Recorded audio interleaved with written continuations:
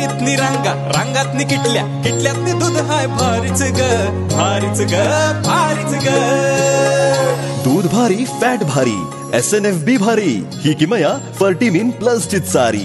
गोकुळच्या महालक्ष्मी पशुखाद्य कारखान्यानं आपल्या दूध उत्पादकांसाठी नव्यानं उपलब्ध केलेलं सिविड युक्त मिनरल मिक्सचर फर्टिमिन प्लस. दुधाला रेट, वर्षाला वेध. आपल्या डेअरीतून आजच आणा फर्टिमिन प्लस.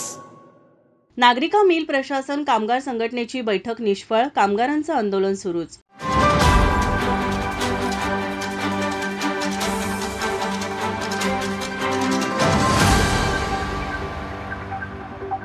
येवलूज येथील नागरिका स्पिनिंग मिलच्या मालकांनी कोणतीही पूर्वसूचना न देता अचानक मिल बंद केल्याने तब्बल 551 कामगारांवर बेरोजगारीचं संकट कोसळलं आहे. या घटनेच्या निषेधात कामगारांचे आंदोलन सुरू असून आज आंदोलनाचा 6वा दिवस आहे. दरम्यान मिल प्रशासन व कामगार संघटना यांच्यामध्ये झालेल्या बैठकीत 20% पगार कपातीचा निर्णय 10% वर आला असून तो प्रशासनाचा निर्णय कामगार संघटनेला मान्य नाही. मिल सुरू ठेवण्यासाठी व्यवस्थापनाने कामगारांच्या पगारात 20% कपात करण्याचा प्रस्ताव मांडला, मात्र याला कामगारांचा तीव्र विरोध आहे. एका कामगार संघटनेने प्रशासनाच्या बाजूने उभे राहून वेतन कपातीला पाठिंबा दिल्याने कामगार संघटनेतच दुफळी निर्माण झाली आहे. कामगार संघटनेचे नेते आमदार भाई जगताप आणि अध्यक्ष दादा जगताप यांनी कामगारांची बाजू न ऐकता वेतन कपातीच्या निर्णयाला पाठिंबा दिला.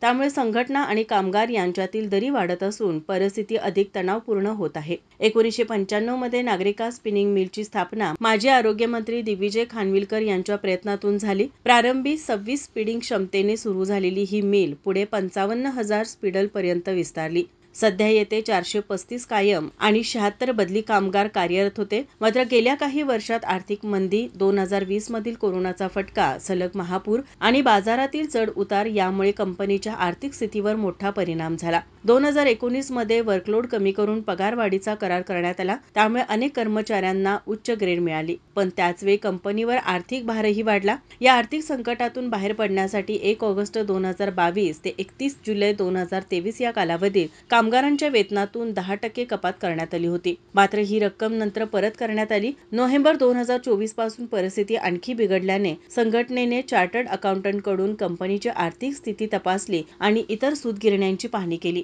बहुतांश मिल आर्थिक अडचणीत असल्याचे आढळले. त्यामुळे कामगारांचे रोजगार टिकवण्यासाठी वेतन कपात करावी असा निर्णय प्रशासनाने घेतला. मात्र कामगारांनी याला विरोध दर्शवला आहे. मात्र नागरिका मिल युनियनने कामगारांना सोडून प्रशासनाची बाजू घेतल्याने नाराजी पसरली आहे. संघटनेच्या भूमिकेमुळे कामगारांमध्ये फूट पडली असली तरी मोठा गट वेतन कपात मान्य करण्यास तयार नाही. त्यामुळे हा संघर्ष आणखी तीव्र होण्याची शक्यता आहे.